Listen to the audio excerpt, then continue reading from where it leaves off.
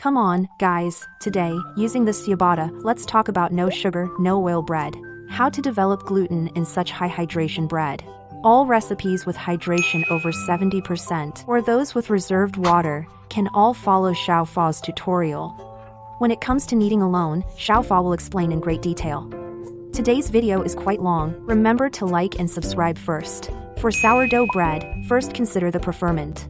The most common home type is Polish. Because it's easier to make, bread flour and water with a bit of yeast, just mix them evenly. Ferment at room temperature for an hour to activate the yeast, then transfer to the fridge. Use overnight after it shows beautiful honeycomb holes. Of course, some of you often make sourdough buns, you can use your own levain or whatever. Before mixing, we need one more step. Autolyze flour and water for half an hour. After cold storage, the dough feels directly different, it develops gluten on its own, the surface becomes smoother, and can stretch into a long membrane. The long membrane from autolyze cuts mixing time. Okay, the autolyzed dough, add Polish, yeast, and salt to the mixer. Olive oil and reserved water are not added yet. First, mix on low speed 2 for 30 to 60 seconds. After coming together, switch to speed 5 or 4. Continue mixing in the stand mixer. The high hydration dough starts soupy and loose, don't worry. After about 8 minutes of continuous mixing, you'll feel the dough holds together much better. For areas that are too thin, stop and use a scraper to slowly fold them in. Or if there's some stuck to the bottom, stop as needed and lift it with the scraper. Or if you have a small batch, use the paddle attachment to beat the dough. That method is faster. As you continue mixing, you can stop occasionally, grease your hands to prevent sticking, and feel the dough's gluten development. When you can pull a thick membrane, you can add the reserved water and oil. Make sure to control the dough temperature. Ice water is recommended, so we don't add all water at once, including the reserved water.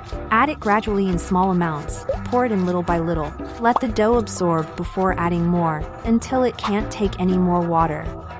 As your baking experience grows, based on your flour type, you can judge its absorption. Good flours absorb more water and tolerate long mixing. This makes your sourdough bread naturally tastier.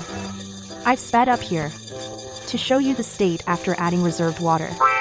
Each addition makes it soupy, but with continuous mixing, it will come back together. The whole process tests patience, about 8 to 9 minutes on speed 5 to 6.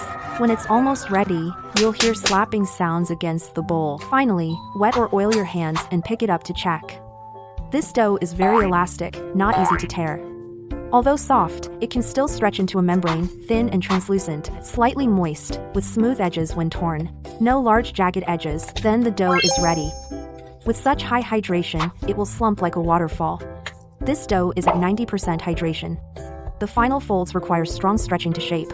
Seal in the long fermented gases. Kneading successful, this bread is hard to mess up. Then just fill it as usual. Be careful not to tear the gluten network. Hope you all make perfect bread. Today, we're using the M62 stand mixer. If you need the equipment, use my code at Haishi for a great group deal.